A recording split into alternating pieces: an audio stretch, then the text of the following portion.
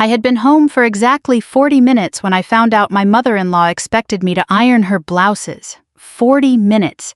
I hadn't even unpacked my duffel bag, hadn't even washed the smell of a military transport plane off my skin, and already there was a piece of paper in my hands with my name on it, telling me what time breakfast would be served in my own kitchen.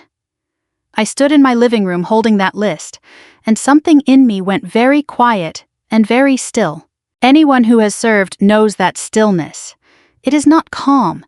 It is the moment before you decide exactly how the next battle will be won. My name is Julia Bennett. I'm 39 years old, a major in the United States Army, and I had just come home after 9 months overseas, managing logistics for a task force most people will never hear about. I'd spent those months sleeping 4 hours a night, coordinating supply lines under pressure, making decisions that mattered to real people's lives. I came home wanting exactly 2 things, a hot shower and 12 hours of uninterrupted sleep in my own bed. The house was quiet when I let myself in. Ethan, my husband, was 3 weeks into a construction contract in Alaska, something about a pipeline inspection he'd been talking about for months. I hadn't expected him home, and honestly I didn't mind. I just wanted the house to myself just for one night, to remember what it felt like to exist, without a schedule dictating my every breath. I got about as far as setting my bag down in the hallway before the doorbell rang. I opened the door and there they were. Margaret, my mother-in-law, 67 years old, dressed like she was arriving for a photograph rather than a visit, and Rachel, Ethan's younger sister, 35, freshly divorced, standing behind her with 2 enormous suitcases, and an expression that suggested she'd already decided which bedroom was hers. "We'll be staying here for a few months," Margaret said, smiling the way people smile when they've already made a decision for you and are simply informing you of it. I blinked. I hadn't even set down my keys. "I'm sorry, staying here." Margaret waved a hand like this was obvious, like I was the one being slow. Ethan said it was fine. Rachel sold her condo, and with everything she's going through, family needs to step in. She said this as though family were a debt only I was expected to pay. I looked past her at Rachel, who was already scrolling through her phone, not even pretending to be part of the conversation. "I want to be honest about something."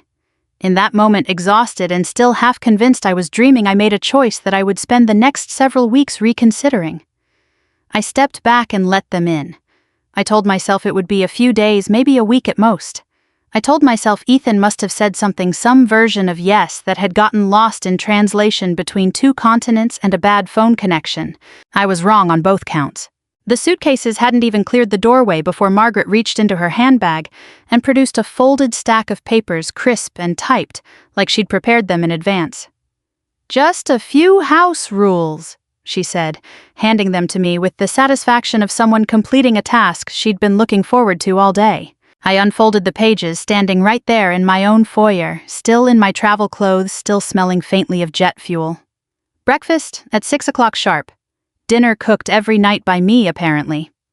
The office door was to remain unlocked at all times because Margaret liked to use it for her phone calls. The living room was reserved for her guests. Rachel would be using the garage for what the paper vaguely called storage and personal space. And at the bottom, underlined twice, was the line that nearly made me laugh out loud. "Julia will handle laundry and ironing for the household, as military life has surely prepared her for structure and discipline." Rachel actually smiled at that part. "You're Army right, this should be easy for you." I didn't respond right away. I have learned in 14 years of service that silence is often the sharpest tool in the room. I folded the papers back along their creases and set them on the hallway table like they were nothing more than junk mail. "Make yourselves comfortable," I said, and I meant it, though probably not in the way Margaret took it. That night, after they'd claimed the guest room and Rachel had spread her belongings across half the garage, I lay in my own bed, my actual bed in my actual home, 9 months in the making, and I did not sleep. I opened my laptop instead. I stared at a blank document for a long moment, the cursor blinking, the house creaking with the unfamiliar weight of other people's presence. Then I started typing. I titled it Operation House Rules. I am not a woman who yells. I don't slam doors, and I don't raise my voice in front of people who are trying to provoke a reaction out of me. But I have spent my entire career learning how systems work, how structure can be built to reveal exactly who is willing to follow it, and who only wanted control. Margaret had handed me a rule book, meant to put me in my place. I intended to hand it right back. At exactly 5 in the morning, my old army PT whistle went off like a gunshot through the house. I heard Margaret's startled cry from the guest room, followed almost immediately by Rachel's shriek, the kind of sound you make when you think the house is on fire, and not when your sister-in-law is simply running a morning inspection. I was already dressed, moisture-wicking shirt, running shorts, hair pulled back tight, standing in the kitchen with a cup of black coffee in one hand and a whiteboard marker in the other. I'd mounted a small dry erase board on the wall the night before, right where Margaret would see it the moment she stumbled into the kitchen looking for her tea. On it, in clean block letters, was a schedule. 0500 wake up, 0520 room inspection, 0540 house cleaning assignment, 0615 breakfast. Margaret appeared in the doorway in her robe, hair still flattened on one side, fury already rising in her cheeks, before she'd even fully processed what she was looking at. What in the world is this? I sipped my coffee. I thought everyone appreciated structure. You did leave me a very detailed list after all. This is not what I meant. Her voice had the particular sharpness of someone who has just realized a joke has been turned back on them and doesn't find it funny anymore.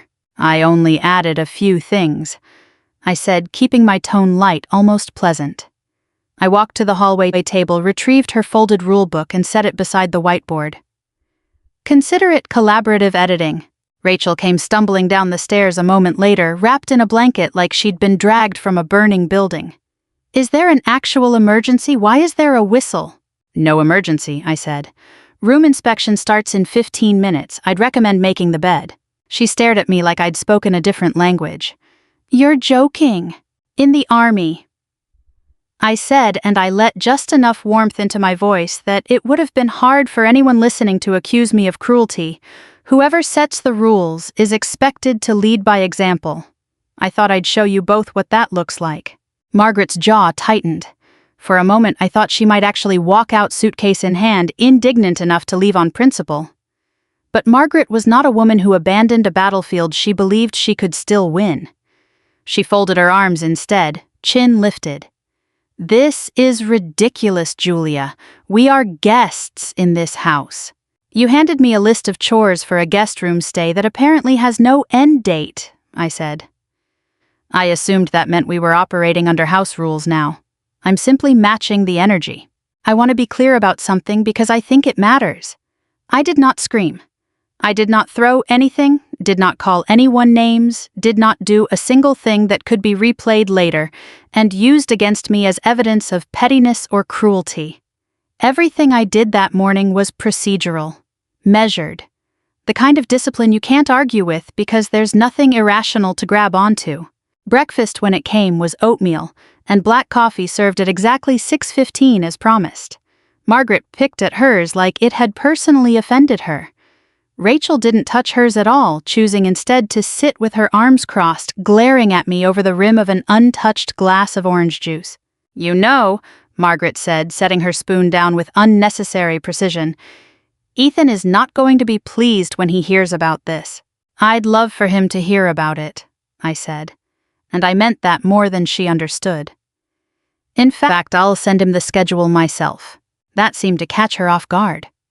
I watched something flicker behind her eyes, not quite doubt, but the beginning of it, a small crack in the certainty she'd walked in with.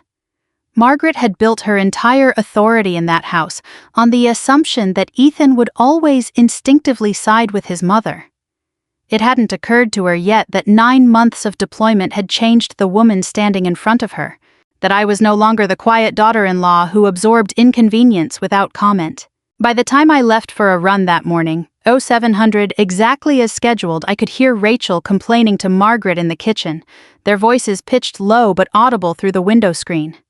She's doing this on purpose, Rachel hissed. She's punishing us. She'll tire of it. Margaret answered, though there was less conviction in her voice than there had been the night before. Julia has always been accommodating. I smiled to myself as I laced up my running shoes on the porch. Accommodating.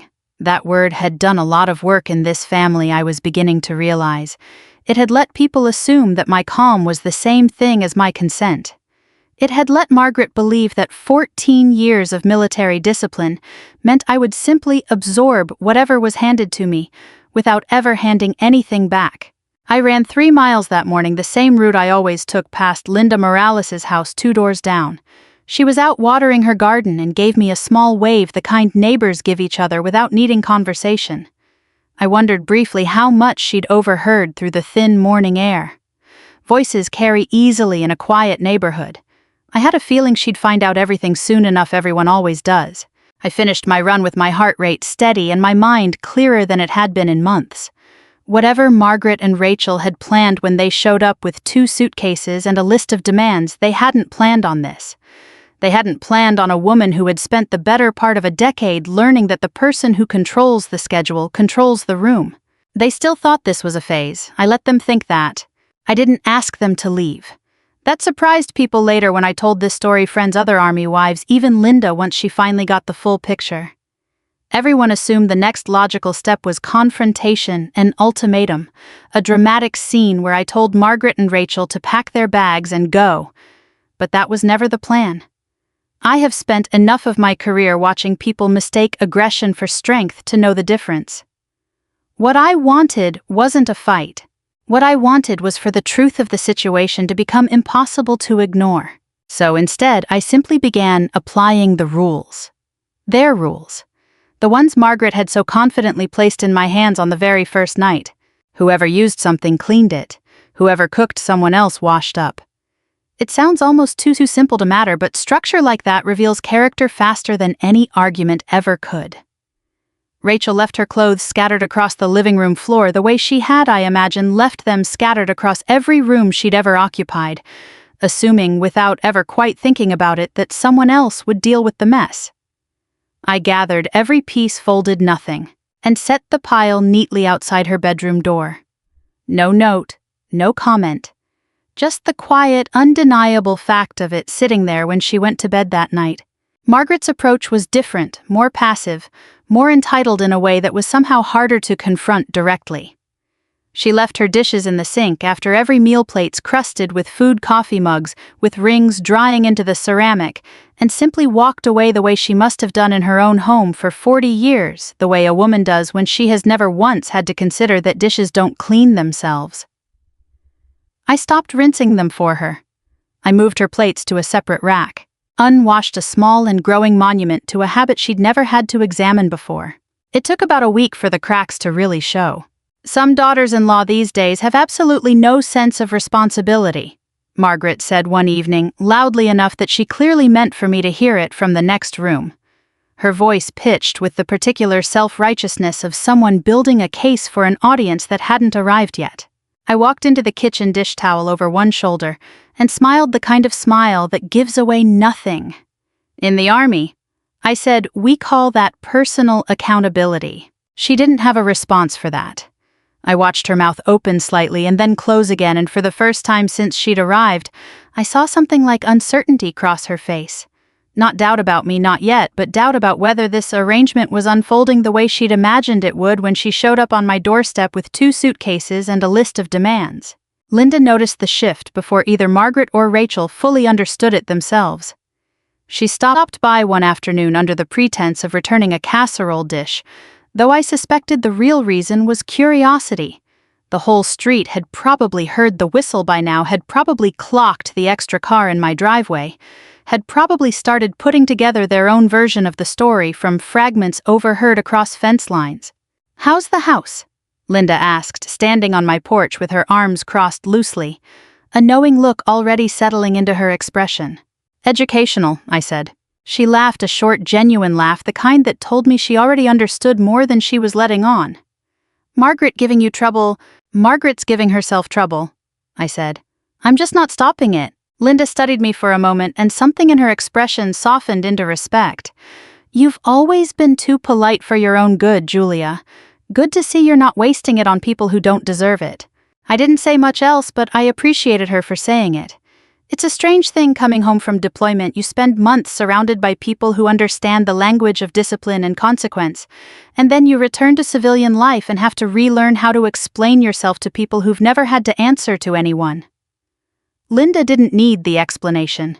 She'd known me long enough, seen enough of Margaret's behavior over the years at neighborhood gatherings, to understand exactly what was happening without me spelling it out. Meanwhile, Margaret's frustration kept building in small, telling increments. She started making pointed comments about modern women and what marriage used to mean, aimed loosely enough into the air that she could deny targeting me directly if I ever called her on it. Rachel, for her part, had stopped even pretending to help around the house, retreating instead into long stretches of scrolling on her phone in the garage she'd claimed as her own personal space, occasionally emerging to complain that there was nothing to eat, as though groceries appeared through some effort other than mine. I kept a mental log of all of it. Not out of pettiness, I want to be clear about that, but because I have learned in 14 years of service that patterns matter more than isolated incidents. One bad day means nothing. A consistent pattern documented and observed calmly over time tells you everything about a person's true character. And the pattern here was becoming very clear. Margaret believed this was still her son's house, and by extension hers to govern. Rachel believed that being family excused her from every basic responsibility a grown woman should carry on her own. Neither of them, in all their comments and complaints, had once considered that the woman who'd been managing military logistics on another continent might be quietly cataloging every single thing that was happening in her own home. They thought I was absorbing it. I was documenting it. Ethan called on a Thursday evening. His face pixelated on my laptop screen, the Alaskan light behind him strange and pale, even though it was well past what should have been evening back home. He looked tired in the particular way construction sites make a person tired. Sunburned across the nose, a little thinner than when he'd left, his voice carrying that low, worn-out warmth I'd missed more than I let myself admit during the long stretches of deployment when I couldn't afford to miss anyone. "How's it going back there?" he asked, settling into what looked like a folding chair in some temporary trailer, a cup of coffee steaming beside him. I didn't complain. I want to be honest about that, because it would have been the easy thing to do, the expected thing: call up your husband 3 weeks into his work trip and unload every grievance you've been quietly cataloging. But that wasn't what I needed from him. I needed something more precise than sympathy. "Ethan," I said, keeping my voice even, "did you actually tell your mother she could move in here for months?" He blinked, and I watched confusion settle across his face in real time, unmistakable and unrehearsed. "Move in? No, God, no. I told her she could stay a week maybe while Rachel figured out her next place. That's it, a week." I felt something in my chest loosen slightly, not relief exactly, but confirmation. I'd suspected as much. Margaret was not a woman who lied outright. She was a woman who reshaped conversations after the fact, stretched a single sentence of permission into something far larger, and then defended that expanded version with total conviction, as though she'd never bent it at all. "She's been here almost 3 weeks now," I said. "With rules, actual written rules, Ethan, for me, in my own house." "What kind of rules?" I didn't launch into a speech. Instead, I did what I do best. I built the case methodically, the way I'd build a briefing for a commanding officer who needed facts, not feelings. I pulled up the photos I'd been taking quietly over the past 2 weeks and sent them through while we talked, a picture of Margaret's original handwritten list, still creased from where I'd folded it that first night. A still frame from our doorbell camera showing Margaret ushering guests through our front door, gesturing at the house like a tour guide. Receipts from 3 separate grocery runs, the totals nearly double what I usually spent for one person. A photo of the garage, Rachel's belongings spread across every surface, boxes stacked against the tools Ethan kept meticulously organized before he left. I heard him go quiet on the other end of the call. I could see him scrolling through the images on his own screen, his jaw tightening incrementally with each one, that particular stillness he gets when he's genuinely angry, but too controlled to show it right away. "She had guests over," he said slowly, more to himself than to me, "in our house, while you were—" He stopped, ran a hand down his face. "Julia, I am so sorry. I had no idea it had gotten this far." "I know," I said, and I meant it. I have never once believed Ethan orchestrated any of this. He is in many ways a straightforward man, steady, hardworking, not the type to scheme or manipulate. His flaw, if you could call it that, was a lifelong habit of giving his mother benefit of the doubt long after that doubt had stopped being earned. It's a common enough pattern in families like his. Sons who grow up believing their mother's intentions are always good, even when her actions consistently prove otherwise. "I'll call her right now," he said, reaching for his phone. "Don't," I said. He looked up, surprised. "Not yet. If you call her and yell, she'll spend the next 2 weeks performing contrition, and the second you hang up, nothing will have actually changed. I'd rather you saw it yourself." He considered that for a long moment, and I watched something shift behind his eyes. Not doubt about me, but a recalibration of everything he thought he understood about his own household. "You want me to come home?" "I want you to come home and see it exactly as it is," I said. "Not the version your mother will describe to you over the phone." He didn't argue.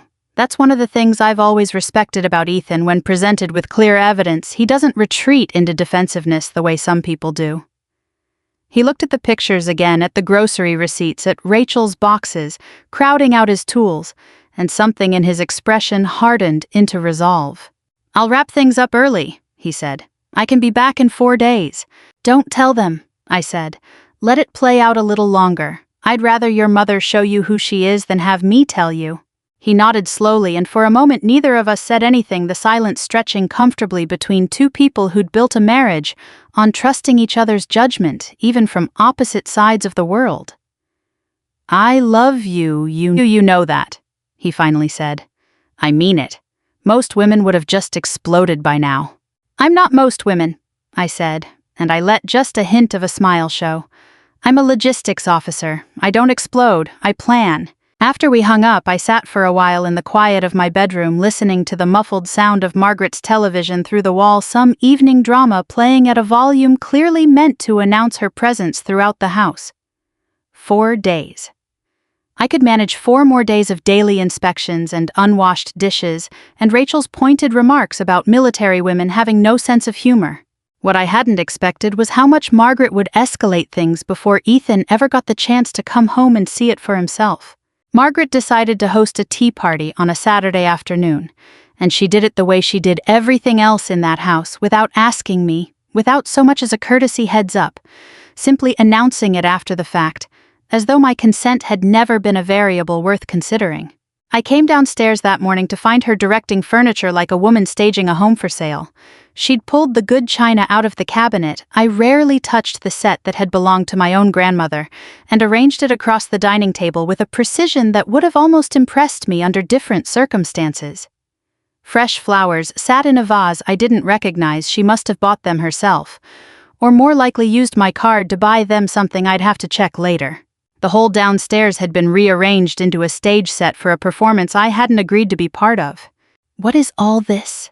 I asked, standing in the doorway in my running clothes, still catching my breath from an early morning 3-miler. Margaret didn't even turn around. "Some friends from church are stopping by. I thought it would be nice to have people over." "In my house," I said without asking me. She waved a hand, the same dismissive gesture she'd used the very first night she showed up on my doorstep. "It's Ethan's house too, dear. I'm sure he wouldn't mind." I let that comment sit in the air rather than responding to it. There was something almost useful about watching Margaret build her own case against herself, brick by brick, without any help from me. I went upstairs, showered, and got dressed, not for the party, but because I had a feeling that whatever unfolded that afternoon, I wanted to be fully present for it, clear-eyed and composed. By early afternoon, the doorbell had rung several times. A handful of women filed in, all roughly Margaret's age, dressed in the kind of tasteful, coordinated outfits that suggested this was a regular social circuit for them. Margaret greeted each one at the door with theatrical warmth, gesturing them into the living room like she was welcoming guests into her own personal estate. "This is my son's house," I heard her say to one woman, gesturing broadly at the space around her, at the furniture Ethan and I had chosen together over years of careful budgeting, at the walls we'd painted ourselves the summer we bought the place. "We're just staying a little while, helping out." I stood near the kitchen doorway, a glass of iced tea in hand, and said nothing. Not yet. It was one of Margaret's friends, a woman with sharp, curious eyes and an even sharper memory for social dynamics, who finally turned to me directly. "And you must be the daughter-in-law," she said, looking me over with polite interest. "Julia, is it? Margaret mentioned you've been away." "Deployed," I said simply. "I got back a few weeks ago." "Well, it must be nice having family here to help you settle back in," she said, glancing toward Margaret with a small, approving smile. I could have let that comment pass. It would have been easier certainly to simply nod and smile and let the afternoon continue on its rehearsed track. But I have never been particularly good at letting inaccurate things stand uncorrected, especially not in my own home, especially not after weeks of watching someone else's version of events calcify into accepted fact. "Actually," I said, keeping my voice light, almost conversational, "the deed to this house has both my name and my husband's name on it. Margaret and Rachel have been staying with us temporarily while Rachel sorts out her living situation." A small silence settled over the room. Margaret's smile didn't waver, but something behind her eyes went sharp and cold. "Julia," she said, a warning threaded carefully into my name. The woman who'd asked the question looked between the two of us, sensing with the particular instinct people develop for detecting family tension that she'd stumbled into something more complicated than she'd anticipated. "I'm sorry, I just assumed." "It's a common assumption," I said, still pleasant, still composed. "Margaret does tend to introduce it that way." Margaret's face flushed, the color rising fast up her neck. "That's not fair," she said, her voice tightening. "I have done nothing but try to help this family." Rachel, who'd been hovering near the refreshment table, suddenly stepped in, her voice sharp with the particular defensiveness of someone who'd been waiting for an excuse to say something cutting. "You could at least pretend to be grateful. Mom gave up her own routine to come help you out." "Help me with what exactly?" I asked, and for the first time that afternoon I let a small edge slip into my voice. "The rule book, the 5 a.m. house rules I wrote for myself and my own laundry." The room had gone almost completely silent now, several of Margaret's friends exchanging uncomfortable glances, clearly recalculating whatever version of this family they'd walked in believing. Rachel opened her mouth to respond, something sharp already forming when the sound of tires on gravel cut through the tension outside. I turned toward the window. A black SUV had pulled into the driveway, engine cutting off, and a moment later the driver's door opened. Ethan stepped out. He wasn't due back for another 2 days. He hadn't called ahead. He stood there for a moment in the driveway, duffel bag slung over one shoulder, looking at the collection of unfamiliar cars parked along the curb, and I watched his expression shift from mild curiosity into something far more focused as he walked toward the front door. Margaret's face had gone pale. Rachel had stopped talking entirely. I set my glass of iced tea down on the counter, and for the first time in weeks, I let myself smile without holding anything back. I think Margaret genuinely believed right up until the moment Ethan walked through that door that he would take her side. That belief had probably carried her through every uncomfortable interaction of the past 3 weeks, the certainty buried so deep it didn't even register as a choice anymore, that blood would always outweigh whatever inconvenience she caused. It's a particular kind of confidence that some parents carry their whole lives, the assumption that a son's loyalty is a fixed, unshakable thing immune to evidence. She didn't know Ethan had already seen the doorbell camera footage. She didn't know about the grocery receipts, the photos of her rulebook, the pictures of Rachel's boxes crowding out 3 weeks' worth of his tools. She had no idea, standing there in her tasteful floral dress with her book club friends, frozen mid-conversation around her, that her son had spent the last 4 days quietly wrapping up a job in Alaska, specifically so he could come home and witness this for himself. Ethan didn't raise his voice when he walked in. That surprised his mother more than anything else. I think she'd probably braced herself for an argument, something loud and messy she could counter with tears or indignation. Instead, he set his duffel bag down by the door, looked slowly around the transformed living room, at the good china, at the unfamiliar guests, at his mother, standing in the middle of it all like she owned the place, and he asked one simple question. "Mom, who gave you permission to hand Julia a list of house rules?" The room had gone completely silent. Margaret's friends were doing that particular thing people do when they realize they've walked into a private family matter, studying their teacups, glancing toward the door, calculating the most graceful moment to leave. "I was only trying to help her adjust," Margaret said, her voice climbing, slightly defensive. "She's been away so long, Ethan, someone needed to bring some order back into this house." "This is Julia's house," Ethan said, and something in his tone, quiet level, absolutely unmovable, carried more weight than shouting ever could have. "Our house. Not a house that needs your rules while she's the one who's actually lived here, paid for it, maintained it while I was gone, and while she was deployed. I raised you in this family, Margaret said, and I could hear something genuine cracking through her composure now, something closer to real hurt than performance. I don't understand why you're speaking to me like this. Because I saw the camera footage, Ethan said. I saw you letting strangers into our home and telling them it was yours. I saw the grocery bills. I saw what you did to my tools in the garage. He turned to Rachel, who had gone very still by the refreshment table. You need to pack your things, both of you, today.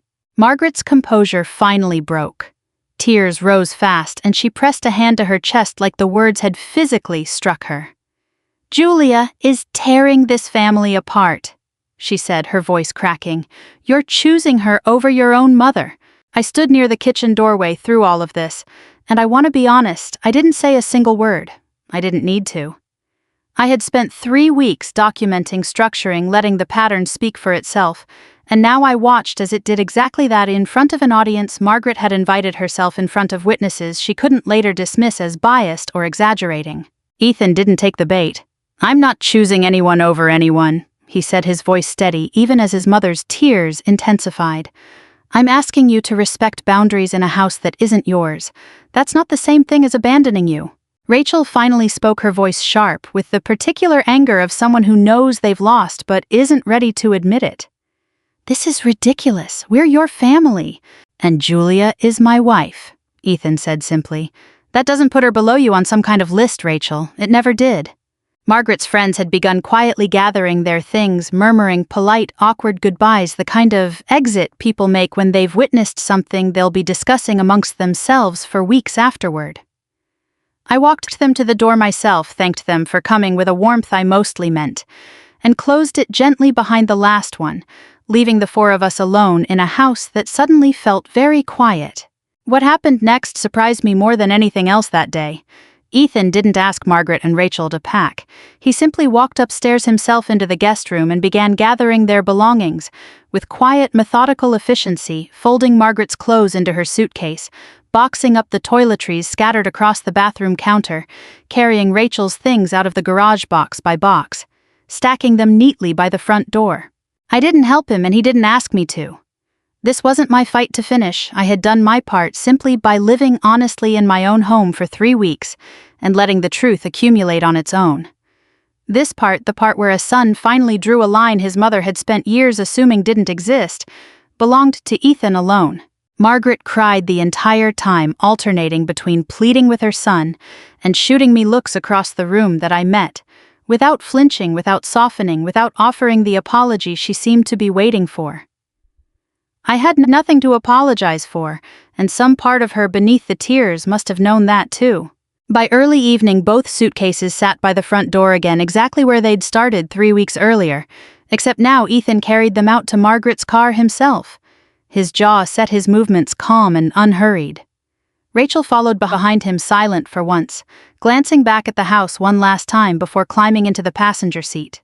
I stood on the porch beside Ethan as the car pulled out of the driveway, Margaret's face pale and stricken behind the windshield. I'm sorry it took me so long to see it, Ethan said quietly, watching the taillights disappear down the street. You saw it in time, I said. That's what matters. He put his arm around me, and for the first time in 3 weeks, the house behind us felt entirely, completely our own again. Margaret called almost every day for the first 2 weeks after she left. I let most of those calls go to voicemail, not out of spite, but because I understood something she didn't yet, that whatever came next between us needed to happen on honest footing, not out of guilt or pressure or the particular urgency people manufacture when they're trying to undo consequences, rather than actually understand them. When I did pick up, I stayed polite, measured. I never once raised my voice at her, never once said anything I'd regret later. I had learned long ago that dignity is worth more than the temporary satisfaction of saying something cutting. It wasn't losing the house that finally changed her, though. I want to be clear about that because I think it says something important about what actually shifts people. It wasn't the confrontation, wasn't the tea party unraveling in front of her friends, wasn't even Ethan's quiet, methodical packing of her suitcase. What changed, Margaret, happened almost 2 months later, when Ethan sat his mother and sister down separately and told them calmly that he would no longer be covering Rachel's rent or her car payment or the credit card bills that had apparently been quietly accumulating under his name for longer than either of us had realized. Rachel had been leaning on her brother financially for years. It turned out long before her divorce, long before she showed up on our doorstep with 2 suitcases and an attitude. Margaret had known about it the entire time, and had said nothing, had instead spent her energy managing the optics of the family, rather than addressing the actual dysfunction underneath it. When Ethan finally drew that line, not out of anger, but out of the same steady clarity he'd shown the day he packed their bags, something in both of them finally cracked open in a way that mattered. Margaret called me directly one evening in September, her voice smaller than I'd ever heard it, none of the performance left in it. "I owe you an apology," she said. "Not because I lost somewhere to stay, because I spent so long believing that being someone's mother gave me the right to control everything around him, including his marriage." I didn't rush to fill the silence that followed. I let her sit in it, let the weight of that admission exist between us, without softening it prematurely. "Thank you for saying that," I finally said. "It means something.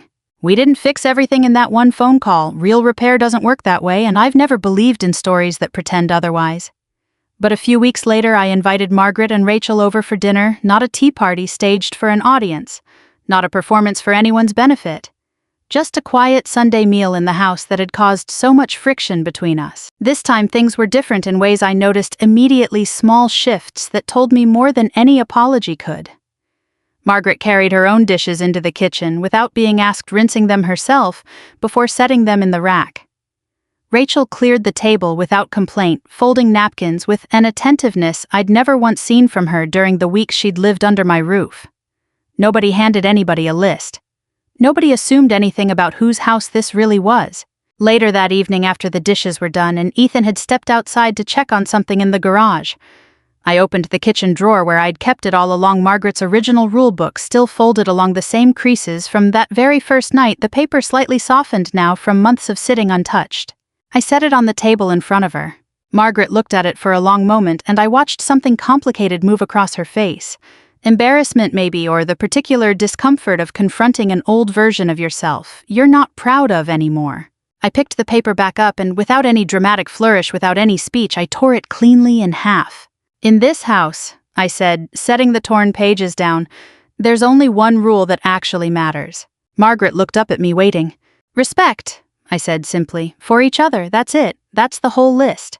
Nobody said anything for a moment. Margaret's eyes were bright, and Rachel, sitting beside her, reached over and quietly took her mother's hand, a small gesture, but one I hadn't seen between them in all the weeks they'd stayed with us. Ethan came back in from the garage just then, glanced at the torn paper on the table, at his mother's face, at mine, and didn't ask what he'd missed. He just sat down and reached for the pot of coffee I'd left warming on the stove. And for the first time since Margaret had shown up on our doorstep with 2 suitcases, the 4 of us sat together at that table like an actual family, imperfect, still healing, but honest with each other in a way we hadn't been before. I think about that a lot even now. How the loudest battles in a family are rarely won through anger. How discipline, patience, and quiet documentation of the truth can accomplish what shouting never could. I didn't set out to punish Margaret or Rachel. I simply refused to let someone else's version of my own life stand uncorrected in my own home. Sometimes that's all it takes. Not revenge, not cruelty, just the steady, patient insistence on being treated the way you deserve to be treated, and the willingness to hold that line until the people around you finally see it too. I still keep half of that torn rulebook in a drawer somewhere. I'm not entirely sure why. Maybe as a reminder of who I almost let myself become that first exhausted night home from deployment, a woman too tired to defend her own house. Or maybe just as proof that sometimes the people who try hardest to control you are the ones who end up teaching you exactly how strong your own quiet can be. I'd love to know what you think this story says about family boundaries and what it really means to stand your ground without ever raising your voice. Drop a comment below and let me know where you're watching from tonight. It always means so much to hear from you. We've got so many more stories like this one coming your way, so make sure you're subscribed so you never miss a moment. Let's keep this journey going together.